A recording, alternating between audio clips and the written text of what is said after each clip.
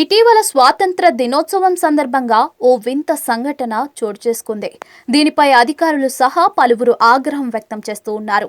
అయితే అసలేం జరిగిందంటే ఛత్తీస్గఢ్ ముంగేలి జిల్లాలో స్వాతంత్ర దినోత్సవ వేడుకల సందర్భంగా పావురాలను సభా వేదికపై ఉన్న ప్రజాప్రతినిధులు, అధికారులు ఎగురవేశారు.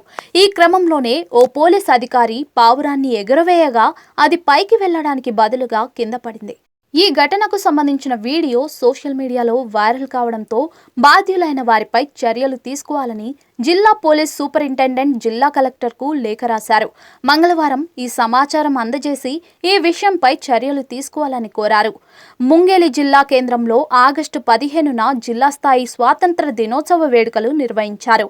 ఈ కార్యక్రమంలో బీజేపీ సీనియర్ ఎమ్మెల్యే, మాజీ మంత్రి పున్నులాల్ మోహలే జెండాను ఎగురవేశారు. ఆ సందర్భంగా శాంతికి ప్రతీకగా భావించే పావురాలను ఎగురవేశారు.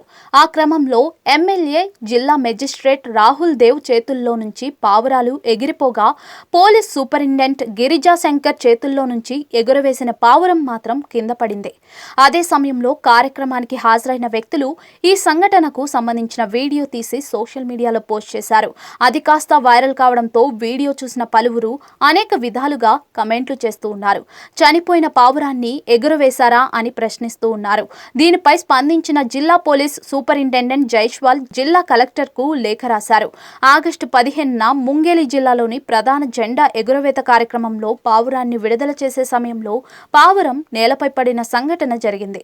ఇలాంటి జాతీయ ప్రాముఖ్యత కలిగిన కార్యక్రమంలో పావురం నేల మీద పడిన సంఘటన గురించి సోషల్ మీడియాలో వైరల్ అయింది. జిల్లా స్థాయిలో జరిగే ప్రధాన జెండా ఆవిష్కరణ కార్యక్రమంలో అనారోగ్యంతో ఉన్న పావురానికి ఎగురవేసే అవకాశం కల్పించారు.